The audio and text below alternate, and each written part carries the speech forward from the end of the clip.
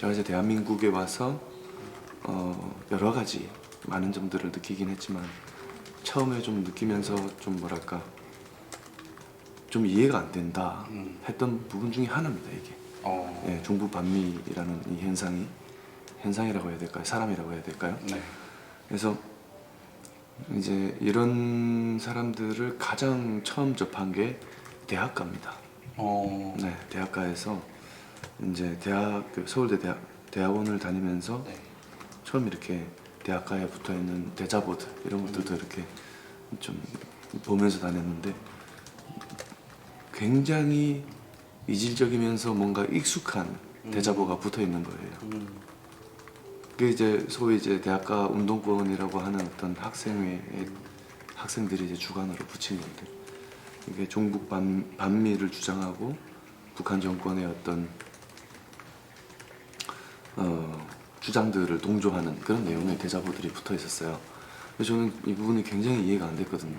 왜 이렇게 발전되고 그때까지만 해도 이제 저도 그런 생각을 해서 체제 전쟁은 이미 끝난 건데 왜 아직까지도 이런 생각을 가진 사람들이 있을까?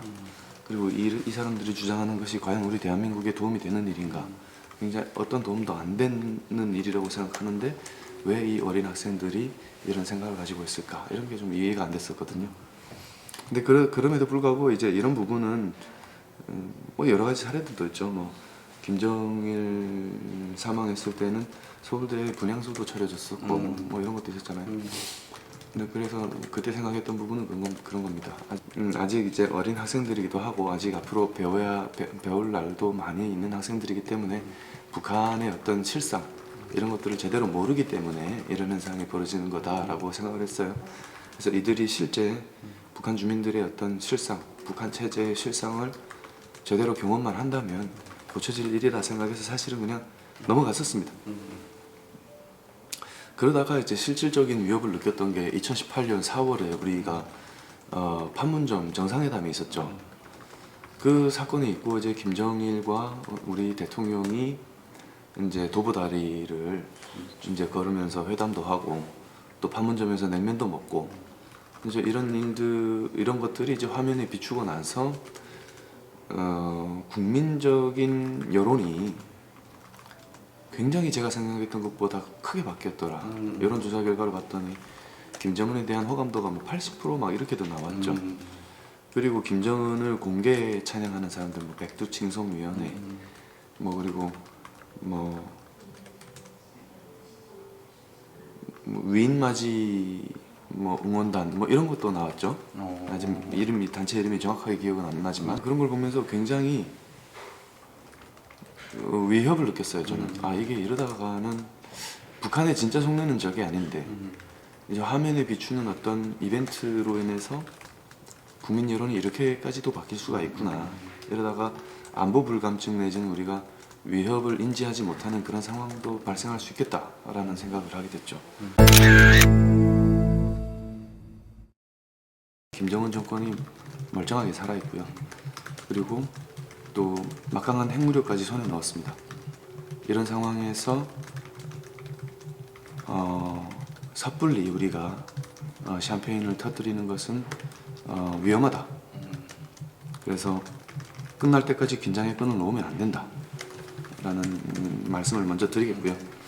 그 다음에 저는 이걸 말씀을 드리기 위해서 대북 정책 방향에 대해서 말씀드리기 위해서 서두에 좀 말씀을 드린다면 2023년 한 해 동안 북한이 미사일 발사에 쓴 돈이 최대 1조 3천억 원 정도에 달한다고 합니다. 이게 북한 주민이 3년치 식량값입니다. 이렇게 많은 돈을 미사일에 태우는 이유는 결국에 이러한 무력이 북한의 체제 유지와 협상력 강화에 도움이 된다라는 얘기거든요. 근데 이런 상황이죠. 이런 상황인데 문재인 정부 같은 경우에는 그럼에도 불구하고 어떤 북한 정권과의 어떤 대화, 협상, 한반도 평화 프로세스라는 어떤 대북 정책을 통해서 이제 북한의 어떤 악수를 청했죠. 근데 결국에 돌아온 게 뭡니까? 삶은 소대가리 소리를 들었고 남북 연락 사무소 폭파당했고 그리고 9.19 군사합의로 자진해서 무장 해제까지도 했는데 소해 공무원 사건이 또 일어났고 그러면서 헌법이 부여한 국가적 책무마저도 다하지 못했다. 저는 그렇게 보고 있습니다. 상대가 총을 들고 있는데 악수를 청한다고 해서 안보가 확보되는 것이 아니다. 심지어 상대는 핵을 들고 있습니다. 네. 그래서 우리가 더 강력한 대응 수단을 들고 있어야 우리의 협상력도 강화되고 그리고 우리 국가의 국가적 책무도 다할 수 있다라고 말씀을 드리겠습니다. 그래서 저는 이제 강대강 원칙을 주장합니다.